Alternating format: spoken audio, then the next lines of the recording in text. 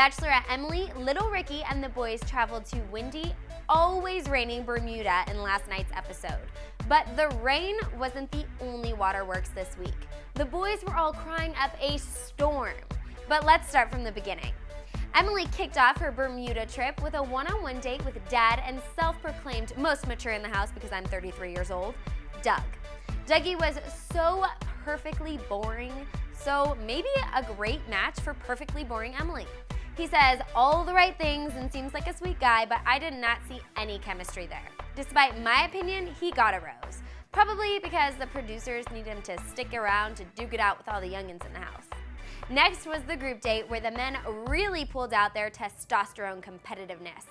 The guys were broken up into two groups, the football and muscle men red team and the JV benchwarming yellow team.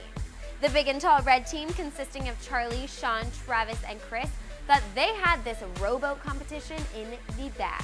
But the sensitive yellow team pulled ahead for the win. I love when the underdog comes out on top. The winning team got to spend the rest of the night with the beautiful Emily, while the red team was sent back to the house in the van, with Charlie weeping in the back.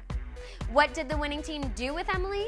Well, Ari stuck his celebratory tongue down her throat. Jeff admitted that he really likes her after crying about his ripped up finger. Ryan belittled Emily about her kiss with Ari and responsibility to young girls watching everywhere. And Kaylin, well, I didn't really see him very much. I guess he was in the corner somewhere wishing he had brought his luxury brand boat shoes. Then came the two on one date. The most dreaded date of them all. Dun dun dun! In short, it was awkward for everyone involved, even everyone watching at home. Nate cried about missing his friends. By the way, when my boyfriend saw that, he predicted that Nate was gay. And John stayed confident in himself and walked away with the rose, leaving Nate lost at sea. Okay, so then there was the rose ceremony. Nothing too interesting happened here except Ryan's overbearing ego.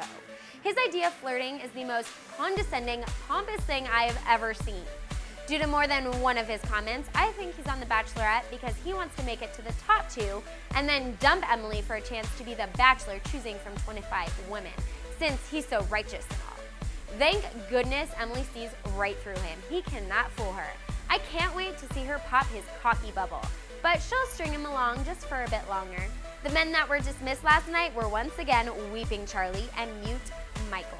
I seriously never saw him on the show. He never talked. So let's count the crybabies from last night. 1, Nate. 2, Jeff. 3, Michael. And 4, Charlie. And he cried twice, so that counts twice, for a total of 5 crybabies. Wow, Emily was seriously making it rain. That's all for now. Keep checking back for more news and recaps throughout the day.